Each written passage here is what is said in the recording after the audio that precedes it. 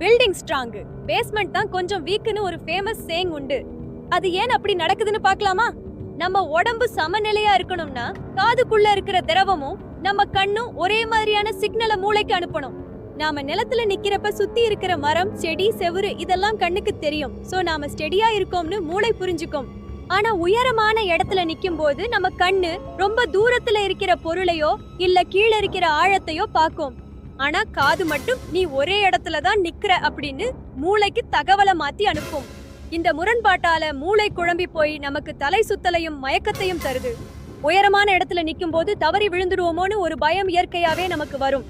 அப்போ நம்ம உடம்புல அட்ரினலின் அப்படிங்கிற ஹார்மோன் வேகமா சுரக்கும். அது சுரந்தா என்னாகும் தெரியுமா? உங்களோட இதயம் ரொம்ப வேகமா துடிக்க ஆரம்பிக்கும். கை, கால் எல்லாத்துலயும் ஒரு நடுக்கம் உருவாகும். இது உஷாரா இரு, இங்க ஆபத்து இருக்குன்னு உங்க உடம்பு உங்களுக்கு எச்சரிக்கை கொடுக்குது, அவ்வளவுதான். நம்ம காலுக்கும் தரைக்கும் இடையில பெரிய இடைவெளி இருக்கிறத பார்க்கும்போது நம்ம மூளைக்கு ஒரு விதமான அதிர்ச்சி உண்டாகும். அதனாலதான் கால் உதறுதுன்னு சொல்றோம்.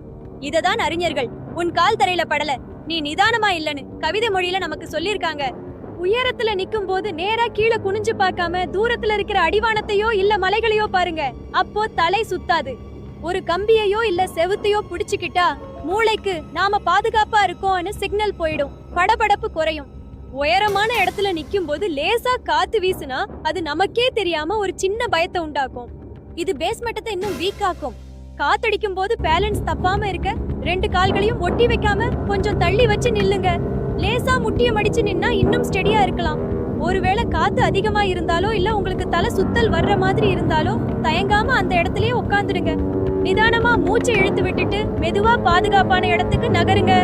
பயம் வரும்போது மூச்சை ஆழமா இழுத்து விட்டாலே அந்த நடுக்கம் நின்னுடும். இப்படி பயம் வர்றதெல்லாம் ஒரு பெரிய வியாதி எல்லாம் இல்ல, நம்ம உடம்பு நம்மளை காப்பாத்திக்க எடுக்கிற முயற்சி தான். அதனால இப்ப ரிலாக்ஸா இருங்க, பயப்படாதீங்க. என்ன பாஸ் நிக்காமலே தலை சுத்துதா?